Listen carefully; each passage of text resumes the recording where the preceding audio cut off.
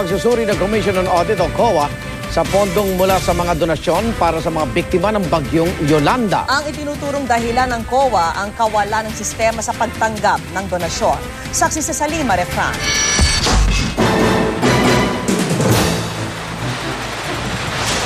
Di lang ang dilubyong hatid ng Super Typhoon Yolanda ang naging pasakit ng maraming Pilipino sa Kabisayaan. Dahil napilay ang mga infrastruktura at kabuhayan ng mga binagyo, maraming naging desperado para sa mga pangunahing pangangailangan.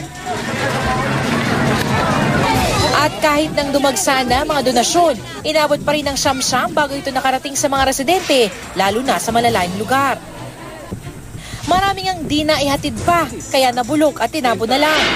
Sabi ng Commission on Audit, dahil daw sa kawalang sistema sa mga donasyon, hirap sila ma-audit ang mga ito.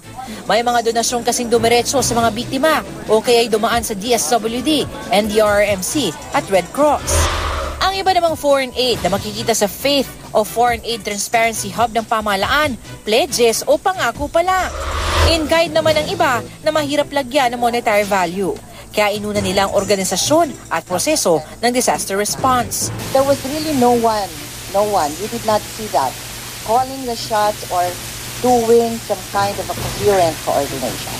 Even the local government units who are already on the ground, because we had a lot of things going around po, they didn't even know also exactly who helped them and what help they got.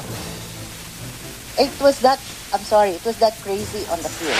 Aminado man si DSWD Secretary Dinky Soliman na magulo ang sistema noong una, naayos naman daw ito kalaunan. Kaya nga nagtayo kami kaagad ng one-stop shop para ma-monitor at mailabas lahat. Kasi we were getting complaints lalo na sa Cebu nung first week na matagal yung release. Nabibinbin yung mga What about those? Pero sa Senate Finance Committee Chair Cheese Escudero, pinasisilip na mga donasyong dumaan sa mga pribadong organisasyon.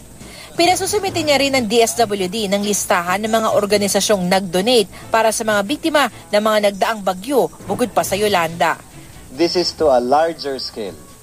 And I consider it a bigger crime if they use Yolanda and the victims of Yolanda to simply enrich themselves.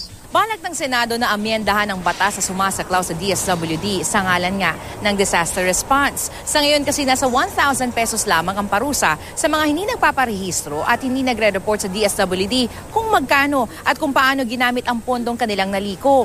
Mas mabigat na parusa ang hangad ng Senado para masigurong napupunta sa mga nasalanta ang tulong na nararapat sa kanila. Ako si Salima Refran, ang inyong saksi.